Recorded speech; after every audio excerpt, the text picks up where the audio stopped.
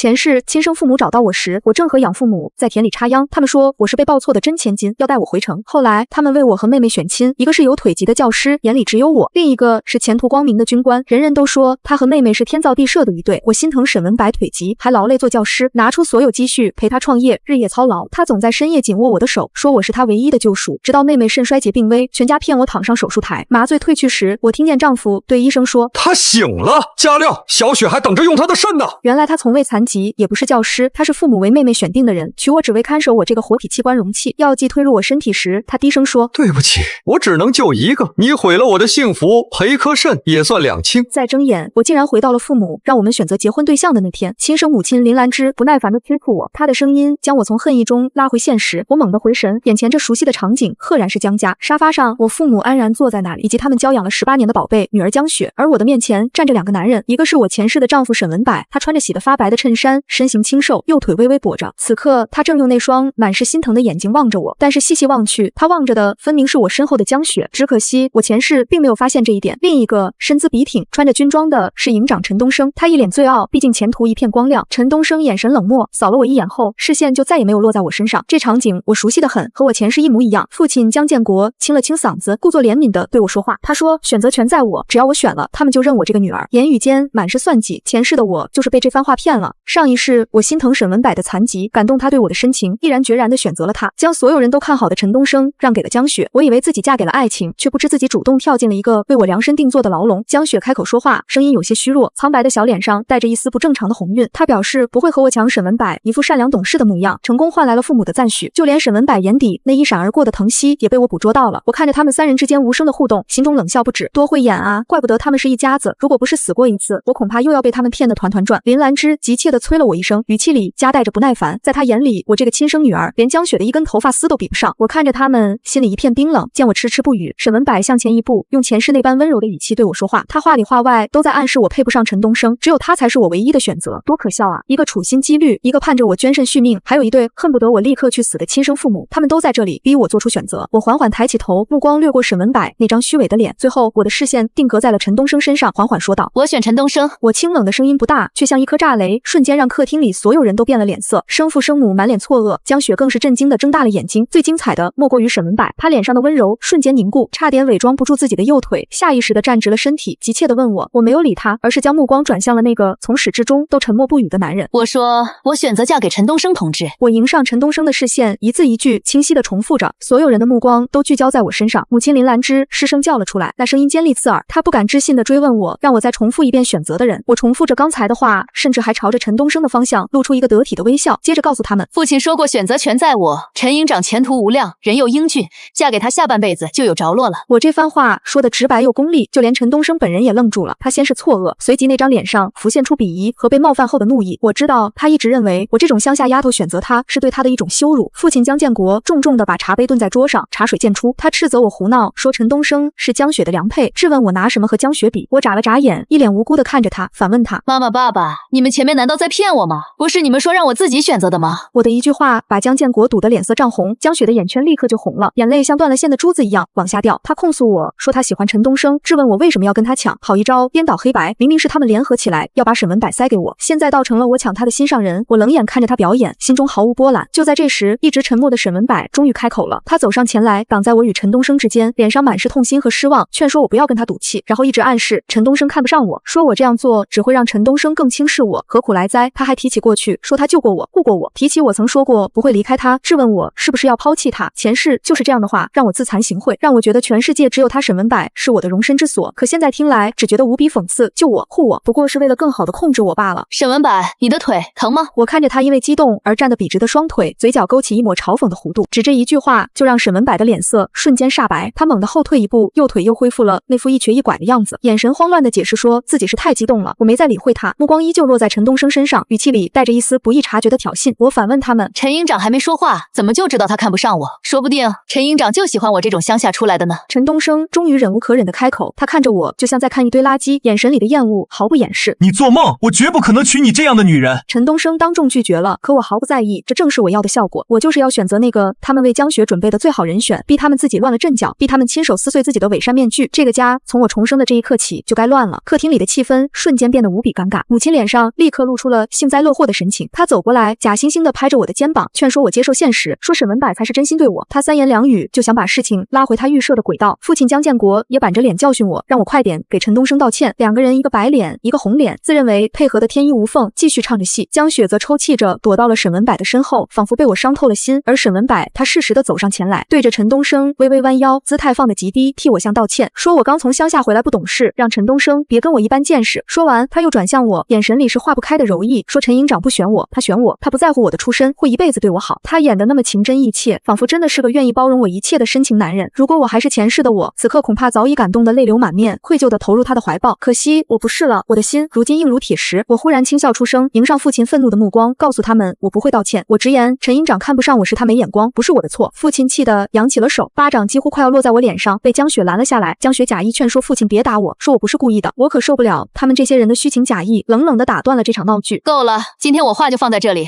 陈东升我价定了，他不同意，我就等到他同意为止。至于沈文柏，我将视线转向他，语气冰冷地表示这辈子都不会嫁给他。我说完后不再理会他们，转身就要上楼。江建国怒喝一声站住！他斥责我说这个家不是我说了算，让我要么选文柏，要么就滚回乡下去，这正是我想要的。可沈文柏却慌了，他好不容易才把我从乡下弄回来，怎么可能放我走？沈文柏立刻上前拦住我，急切地劝说江建国别生气，说我只是一时糊涂。我甩开他的手，看着江建国，明确表示我很清醒，滚就滚，这个家我本来也不稀罕。说完，我头也不回地朝门口走去。可眼看我就要走出大门，林兰芝尖叫一声，让手下拦住我，不能让我走。几个高大的男人不知从哪里冒了出来，堵住了门口。江建国走到我面前，脸上再无半分慈爱，只剩下阴冷的算计。他直言，从今天起，没有他的允许，我一步也别想踏出这个家门。然后他说江雪的病拖不起了，我必须嫁给文柏，老老实实的待在他身边。他终于图穷匕见了，我被2个保镖抓住，拖拽着往楼上的一个房间走去。在被关进门的最后一刻，我看到沈文柏站在楼下，他看着我，眼神复杂。我靠在门板上，听着外面的脚步声渐渐远去，心中一片平静。之后我就被软禁起来了，一日3餐由保镖送进来，窗户全都被木板钉死。而沈文柏成了唯一能见到我的人，他每天都会来，带着饭菜坐在我的床边，依旧是那套说辞。他说只要我点头嫁给他，我们马上就能离开这里，他会带我去过我想要的生活。接着劝我别再犟了，低个头认个错，不会怎么样的。我始终一言不发，只是用冷漠的眼神看着他。或许是我的态度消磨掉了他的耐心，沈文柏眼神里尽是烦躁，差一点伪装不下去。这天晚上风雨交加，夜风凉飕飕的，江雪的病情似乎又加重了，家里乱成一团，连看守我的保镖都忙了起来。我假装和沈文柏发生了争吵，故意哭喊着诉说自己活着没什么意思，与其被人关着听人安排，不如死了算了。甚至当着他的面，我猛地撞向墙角，额头磕破，鲜血直流。沈文柏被我激烈的举动吓了一跳，他下意识地想来扶我，我却趁机打翻了桌上的煤油灯，油灯滚落在木质地板上，火苗瞬间窜起，点燃了窗帘。我大声尖叫，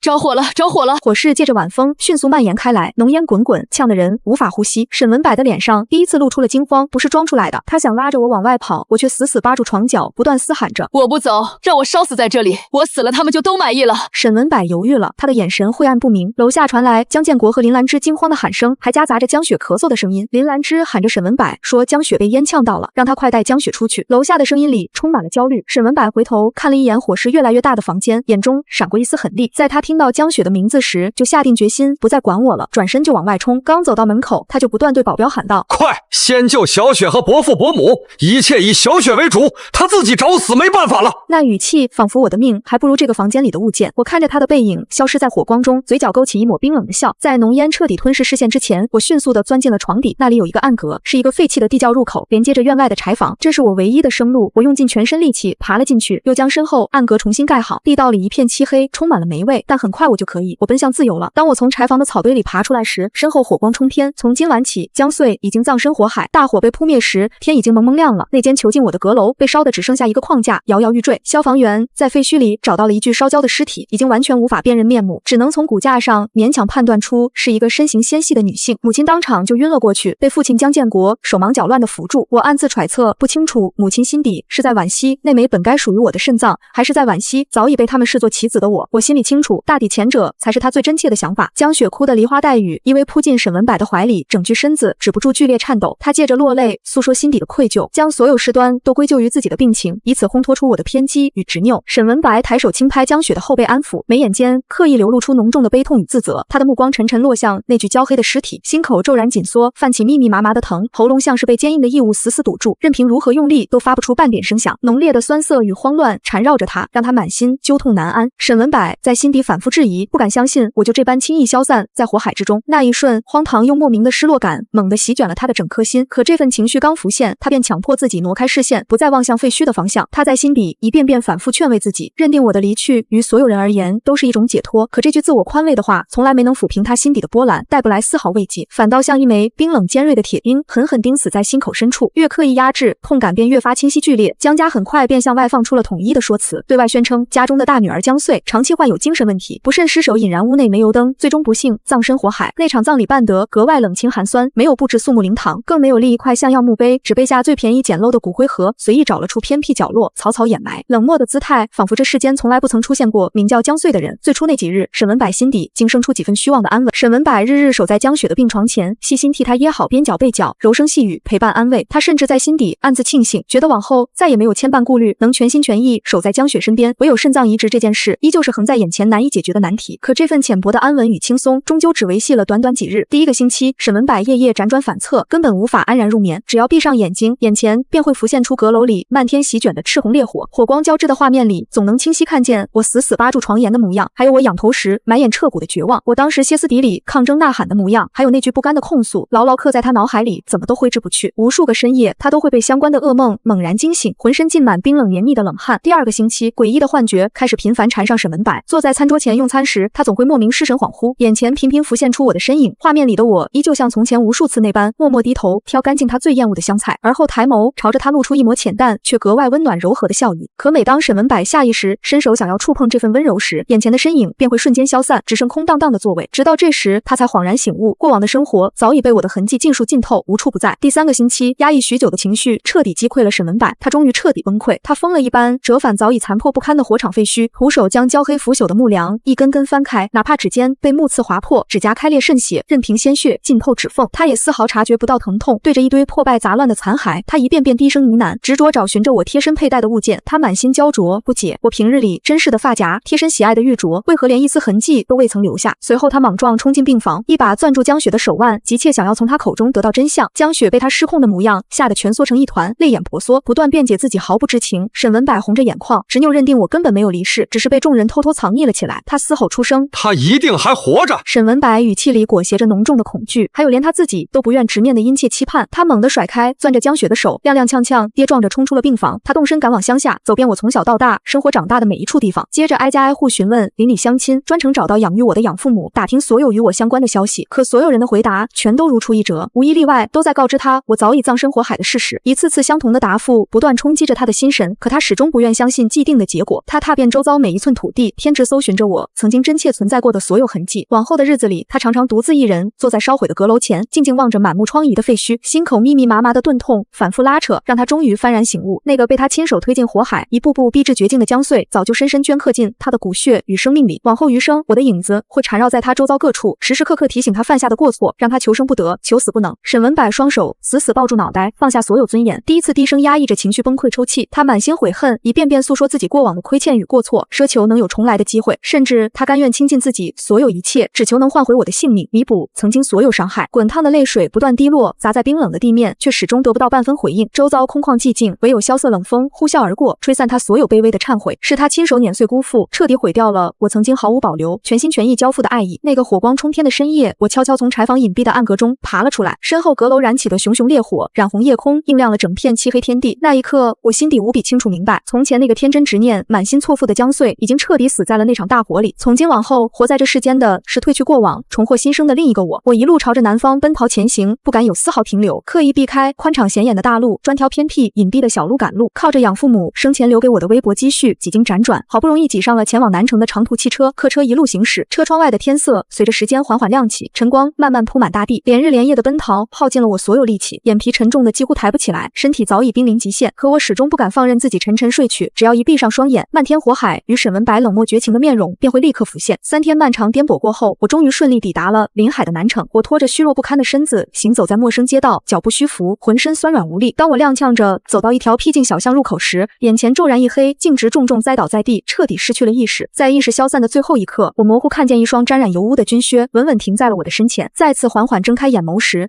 厚重的疲惫感如同潮水般仍未褪去。我费力地眨了眨眼，适应了屋内昏黄柔和的光线，才发现自己正躺在一张铺着洗得发白粗布床单的硬板床上。屋内空间不算宽敞，约莫只有10来平米，陈设简单朴素到了极致。一张老旧的木桌，2把掉漆的椅子，还有一个贴着墙根摆摆放的铁皮柜子却被收拾得一尘不染，连桌角的缝隙里都看不见半点灰尘，处处都透着主人严谨细致的生活态度。空气中没有寻常小屋的烟火气，反倒隐隐萦绕着一股淡淡的机油味道，混杂着一丝阳光晒过的干燥气息，不算刺鼻，却格外清晰，悄悄钻进鼻腔，提醒着我这不是熟悉的地方。我强撑着身子，用手臂发力，挣扎着想做起身，可浑身的肌肉像是被拆散了重组一般，蔓延着密密麻麻的酸痛，每动一下，酸痛感就会加剧几分，让我忍不住倒吸一口凉气。指尖下意识攥紧了身下的床单，指节微微泛白，一道低沉醇厚的男声，如同山间的晚风，温和却带着不容错辨的力量，顺着门口的方向缓缓传了进来，打破了屋内的寂静。我瞬间绷紧心神，浑身的汗毛都竖了起来，满心警惕地朝着声音来源望去。我的视线穿过敞开的木门，看见一个身形高大挺拔的男人，端着一碗冒着热气的面条，一步步缓缓走进屋内。他身上穿着一件洗得有些发薄的蓝色工装背心，紧实的臂膀线条清晰可见，小麦色的肌肤上带着些许细小的疤痕，左腿看着有些僵硬，每挪动一步都显得格外不自然，像是被什么东西束缚着一般。每次走动迈步时，他的左腿关节处都会发出一丝细微轻微的咔嗒声，声音不大，却在安静的屋内格外突兀，顺着空气传到我的耳中，让我下意识多打量了他的腿几眼。男人走到床边，动作轻柔地将温热的面碗轻轻放置在床头一旁的小桌上，碗沿氤氲着白色的热气，模糊了他的眉眼。他抬眸看了我一眼，眼神平淡无波，没有多余的情绪，只是微微抬了抬下巴，示意我趁热使用。我没有立刻伸手去接那碗面，指尖依旧紧紧攥着床单，眼底的戒备丝毫未减，连呼吸都变得小心翼翼，喉咙微微滚动了一下，才缓缓开口询问他的身份以及我此刻所处的地方。男人丝毫没有在意我眼底的防备与疏离，仿佛早已习惯了这样的眼神。他淡然地在离床铺不远处的椅子上落座，身体微微前倾，头也未曾抬起，手指无意识地摩挲着自己的裤腿。他用平静无波的语气缓缓告知我他的姓名陆征，还有我此刻身处的地方是南城的一个老居民区，顺带简单说明了我晕倒在他家门前的缘由。语气里没有丝毫邀功，也没有半分不耐烦。我轻声向他表达谢意，声音还有些虚弱沙哑，心底的戒备稍稍放下了几分。看着那碗冒着热气的面条，鼻尖萦绕着浓郁的面香，腹中的饥饿感愈发强烈，最终还是坦然接受了这份突如其来的善意帮扶。往后的日子靠着陆征的暗中照料，我便彻底在这座陌生的沿海城市安稳落脚，没有亲人，没有依靠，这座城市的一切都透着陌生，却也给了我一个全新的开始。我每日天不亮就早早起身，顶着清晨的露水，挤上拥挤的早班车，赶往距离住处不远的批发市场。我在密密麻麻的摊位间穿梭，仔细挑选进货各类衣物，比对面料，斟酌价格，不敢有丝毫马虎。入夜后，当夕阳收起最后一抹余晖，街边的夜市渐渐热闹起来。我便推着一辆老旧的三轮车，在夜市的角落支起摊位，将白天挑选的衣物一一摆放整齐，借着昏黄的路灯，静静等候着过往的行人。80年代的市场经济格外火热兴盛，改革的春风吹遍大地，人们的思想渐渐开放，对新鲜事物的接受度也越来越高。从广州运来的紧身牛仔裤，从香港流转而来的喇叭裤，凭着新颖的款式，深受年轻男女的喜爱，常常刚摆出来就被一抢而空，供不应求。凭着前世积攒的阅历与记忆，我总能精准判断当下热销的款式，拿捏最受欢迎的配色，知道什么样的版型适合什么样的身材，什么样的颜色最能贴合年轻人的审美，甚至能预判接下来一段时间的流行趋势。久而久之，我的小摊前日日都排起长长的队伍，来往的顾客络绎不绝，生意格外红火。相较于周围其他摊位的冷清，我的摊位就像是夜市里最耀眼的存在，引得不少人驻足观望。攒下人生第一笔积蓄本钱后，我没有丝毫懈怠，也没有贪图眼前的安逸，当即着手计划下一步，四处打听，大批量购进优质的布料，又多方筛选，找到几个靠谱的小作坊，签订合作协议，让他们按照我的想法加工成衣。我心底悄悄埋下一个小小的心愿，一个藏在心底多年的梦想。我想做出专属自己设计的服装，打造独属于自己的原创品牌，不再只是简单的贩卖别人的款式，而是让更多人穿上我设计的衣服，记住我的名字。同行摊贩见我的生意日益火爆，赚得盆满钵满，心底渐渐生出嫉妒与眼红。那些人平日里看似和睦相处，私下里却暗自抱团，悄悄商议着针对我，眼神里的敌意毫不掩饰，甚至有人在夜市里当众放出狠话，语气嚣张又恶毒，直言若是我这个外来人再继续抢占他们的生意，断他们的活路，便会对我毫不客气，让我在这座城市待不下去。没过几日，厄运便如期而至。那天我像往常一样在夜市摆摊，正忙着给顾客打包衣物，身后突然传来一阵混乱的声响，几个陌生的男人冲了过来，不由分说就将我的摆摊摊位狠狠推翻，摊位上的衣物散落一地，被来往的行人踩得满是灰尘。我备好的几匹优质布料也被人泼满了浑浊的脏水，原本鲜亮的颜色变得暗沉不堪，尽数损毁。看着眼前的狼藉，我的心像是被狠狠揪了一下，又气又急，甚至我已经在思考和他们打起来赢的概率。危难之际，一道高大的身影突然出现，是陆征。他不知何时出现在了夜市，没有丝毫犹豫，主动站出来挡在我身前。陆征对着那些捣乱的人厉声呵斥，替我撑腰讨回公道，眼神凌厉，气场强大，吓得那些人不敢再轻易放肆，也是靠着他的帮扶帮我收拾残局，出面与那些人交涉，要求他们赔偿损失，我才能彻底站稳脚跟，在这座陌生的城市里安稳经营下去，不用再担心被人随意欺负。我留意到陆征出手对峙时，打架招式独特利落，招招精准，力道十足，动作干脆果断，没有丝毫拖泥带水，那种沉稳与凌厉绝非普通退伍士兵能拥有的本事，心底不由得对他多了几分好奇与疑惑。半个月之后，经过无数次次的修改与打磨，第一批由我亲手设计打版的衬衫终于顺利挂上了摆摊的货架，每一件都凝聚着我的心血，针脚细密，做工精良，一身配色鲜亮大气，没有多余的装饰，却透着简约而不简单的质感，款式新颖别致，贴合当下年轻人的审美，又带着一丝独特的设计感，一经摆出就吸引了无数年轻姑娘的目光，她们围在摊位前争相抢购，脸上满是喜爱。我终于拥有了稳定可观的收入，不用再为生计奔波操劳。每日收摊后，我都会回到住处，坐在桌前，就着昏黄的灯光，仔细清点核算每日的账本，一笔一笔记录得清清楚楚，不敢有丝毫差错。某次我正低头核对账目，指尖划过账本上的数字，神情专注而认真，连呼吸都放得很轻。陆征缓步走到我身边，脚步很轻，没有发出丝毫声响，轻轻放下一杯温热的茶水，卑鄙的温度透过指尖传来，驱散了些许疲惫。他站在我身边，目光落在账本上，沉默了片刻，才直白地夸赞我聪慧能干，语气真诚，没有半分虚伪，直言我比他见过的所有女子都要机敏厉害，既有韧性又有想法。这番真诚直白的认可，像一束温暖的光，悄悄照进我冰冷的心底，让我的心口轻轻泛起一阵细微的触动，眼眶微微发热，却强忍着没有让泪水掉下来。历经两世浮沉，被背叛、被伤害、葬身火海2次，那些假意的奉承见过太多，真心实意夸赞肯定我的人实在寥寥无几。这份突如其来的认可，让我紧绷了许久的心稍稍有了一丝松动。葬身火海的那个江穗，那个天真懵懂、满心满眼都是沈文柏的江穗，早已彻底消散在世间，随着那场大火化为灰烬，再也不会回头，再也不会重蹈覆辙。如今涅槃重生的我，褪去了所有的天真与软弱，变得坚韧而强大。我下定决心要亲手牢牢握紧属于自己的命运，不再被他人左右，不再为不值得的人伤心流泪，好好活着，活出自己的模样。而沉稳可靠的陆征，那个默默守护在我身边，在我危难之际挺身而出的男人，或许便是往后漫长岁月里能陪我并肩前行，共赴前路良辰的那个人。心底的种子在不知不觉中悄悄发了芽。我从未预想过命运会如此捉弄人，竟会在这座陌生的南城，在我渐渐走出过往阴影，一心打拼事业的时候，再次与沈文柏相遇重逢。那个让我恨之入骨，带给我2世噩梦的男人。那日天气晴朗，阳光明媚，我穿着自己设计的连衣裙，妆容精致，神情从容，正在批发市场内和合作的商户洽谈后续供货的相关事宜，语气平和，条理清晰，一举一动都透着干练与自信。洽谈完毕，我转身叮嘱身旁负责对接的工人，语气认真，仔细安排他将新款的样衣妥善送往合作的工厂，确保不会出现任何差错。工人连连点头应下，我才稍稍放下心来。话音刚刚落下，还未等我转身离开，一道熟悉到刺骨的声音，如同淬了毒的利刃，突然从拥挤的人群之中传了出来，轻轻唤着我的名字。那声音我一辈子都不会忘记。听见那声呼唤，我的身子骤然僵硬，像是被冻住了一般，浑身的神经瞬间紧绷，血液仿佛都停止了流动，指尖冰凉，心底的恨意与恐惧如同潮水般汹涌而来，几乎要将我淹没。那道萦绕我2世噩梦的声音直直穿透耳膜，狠狠扎进心脏深处，带来一阵尖锐的疼痛。那些被大火灼烧的痛苦记忆，那些被背叛的绝望瞬间，如同电影般在脑海中飞速闪过。我缓缓抬眸望去，目光穿过拥挤的人群，越过来来往往的行人，一眼便看见了人群之中的沈文柏。他的模样依旧是我记忆中的样子，却又多了几分陌生的憔悴。他静静伫立在拥挤热闹的人群里，周身仿佛笼罩着一层孤寂的气息，与周围的喧嚣格格不入。我和他对视着，愣在原地。沈文柏目光炙热而偏执，如同饿狼般死死定格在我的身上，一刻也不肯挪开，里面盛满了我看不懂的情绪。沈文柏面色惨白憔悴，没有了往日的意气风发，眼底泛红，眼窝深陷，隐隐蓄满了泪光，嘴唇干裂，神情狼狈又落寞，身上的衣服也有些褶皱，看着格外落魄。我眼底的温度瞬间尽数褪去，取而代之的是彻骨的寒凉，没有愤怒，没有悲伤，只有一片死寂。我缓缓收回目光，径直抬步往前走去，将他当成一个全然陌生的路人，仿佛从未认识过他一般。沈文柏却像是彻底失了理智，疯了一般冲破拥挤的人群，不顾周围人的目光，快步上前，伸出手就要拦住我的去路，眼神里满是急切与偏执，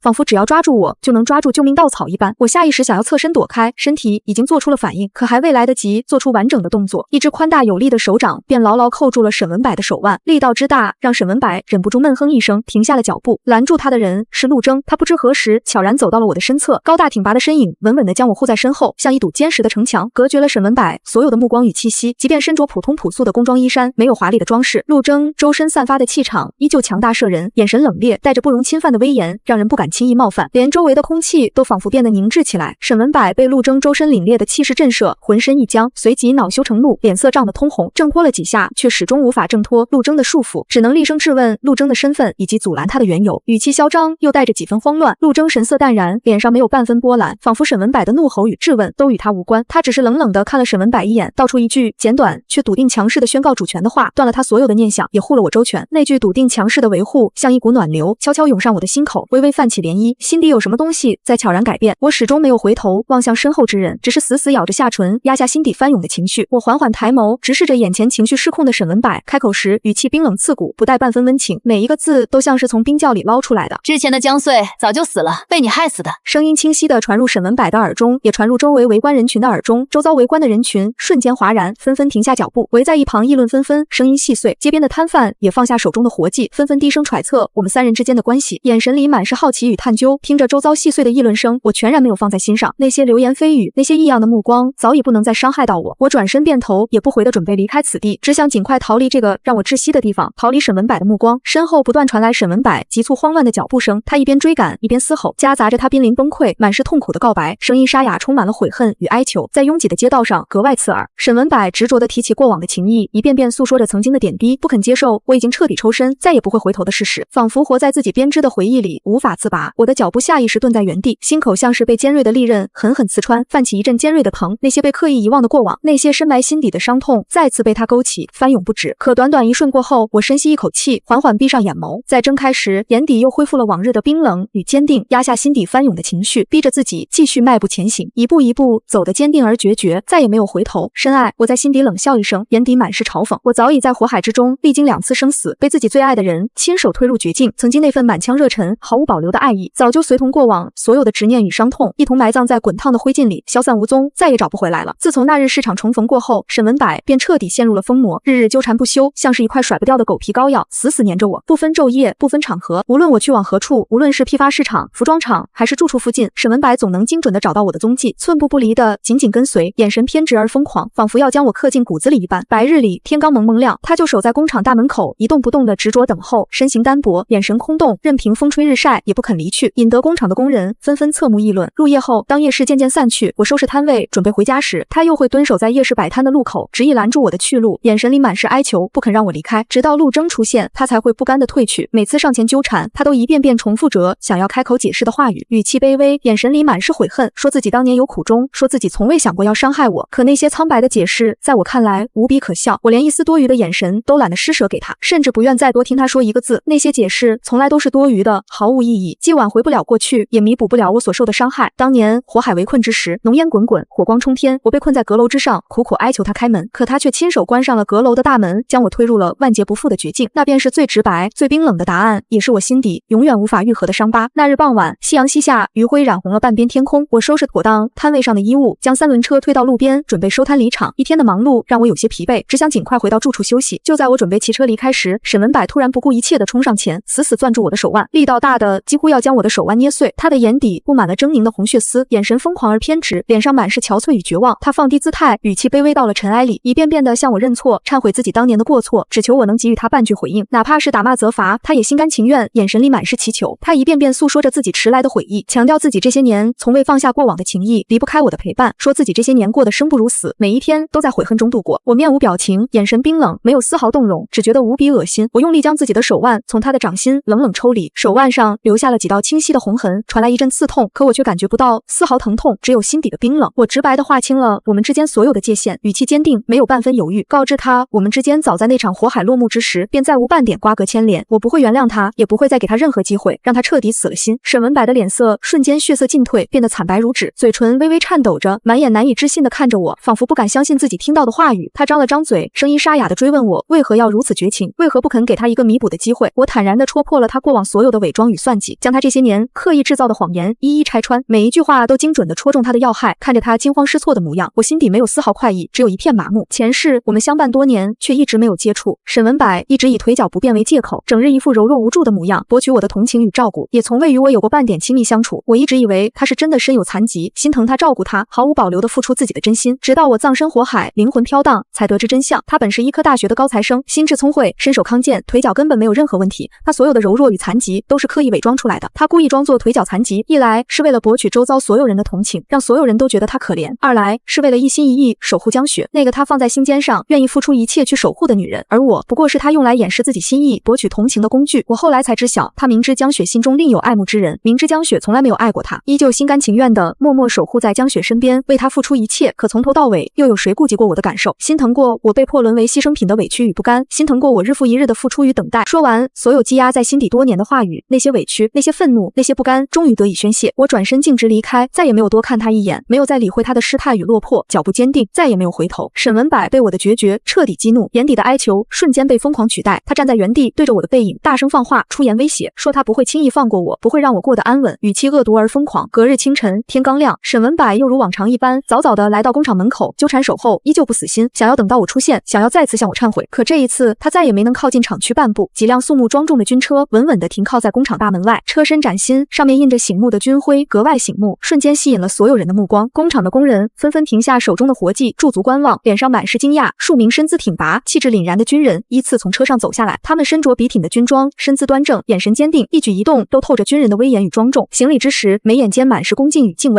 一众军人快步走到陆征面前，整齐地敬了一个军礼，出声向陆征致意，声音洪亮，响彻整个厂区门口，恭敬地尊称他为首长，语气里的敬畏毫不掩饰。眼前的一幕让我满心诧异与震惊，整个人都僵在了原地。我从未想过，一直默默守护在我身边、看似普通的陆征，竟然有着这样不一般的身份。那些过往的疑惑，此刻也终于有了答案。这一幕也让一旁的沈文柏瞬间面色惨白如纸，身体剧烈地颤抖起来，眼神里满是惊恐与难以置信，连站都站不稳，下意识地后退了几步，仿佛被抽走了所有的力气。他僵在原地，目光反复在我与陆征之间来回游走，眼底写满了难以置信与不甘。他一直误以为守在我身边的陆征不过是个腿脚不便、身份普通的落魄退伍残兵，是他可以随意欺负、随意嘲讽的对象。直到此刻，他才彻底醒悟，能稳稳站在我身侧、护我周全的陆征，身份地位是他此生永远无法企及的高度。沈文柏那些恶毒的威胁，那些疯狂的纠缠，在陆征面前不过是跳梁小丑般的可笑行径。我静静望着身旁沉稳淡然的陆征，他依旧神色平静，没有因为众人的敬畏而有丝毫动容，只是轻轻看了我一眼，眼神里带着一丝温柔与安抚。我的心口缓缓涌上一阵温热与安心，那种被人坚定守护的感觉，是我2世以来从未有过的温暖。接连的打击彻底将沈文柏逼到了疯狂的边缘，他失去了所有的理智，也失去了所有的骄傲，变得癫狂而落魄，再也没有了往日的意气风发。白日里，他整日守在工厂门口，手里拎着一瓶廉价的白酒，浑身散发着浓重刺鼻的酒气，头发凌乱，衣衫不整，一边喝酒一边对着工厂的大门嘶吼我的名字，语气疯狂而绝望。深夜时分，万籁俱寂，人们都已进入梦乡，他却蜷缩着身体蹲守在我居住的楼下，死死抱着小区的铁门，一遍遍嘶吼我的名字，声音沙哑，充满了痛苦与哀求，惊扰了周围邻居的休息。沈文柏固执地认定我心底依旧留存着对他的旧情，认定我总有一日会心软，会现身与他相见，会原谅他所有的过错。他活在自己编织的幻想里，无法自拔，日渐癫狂。我常常静静伫立在窗边，俯瞰着楼下那个狼狈癫狂的身影，月光洒在他身上，更显落寞与可悲。可我的心底只剩一片彻骨的寒凉，没有丝毫同情，也没有丝毫动容。那些过往的伤痛早已让我变得麻木。那日傍晚，我下班归家，刚走到楼下，还未等我走进小区大门，便看见沈文柏直直的双膝跪地，跪在坚硬冰冷的水泥地面上，动作决绝，没有丝毫犹豫。他的膝盖重重砸在坚硬冰冷的水泥地面上，发出一声沉闷的声响，鲜血顺着他的裤脚缓缓渗出，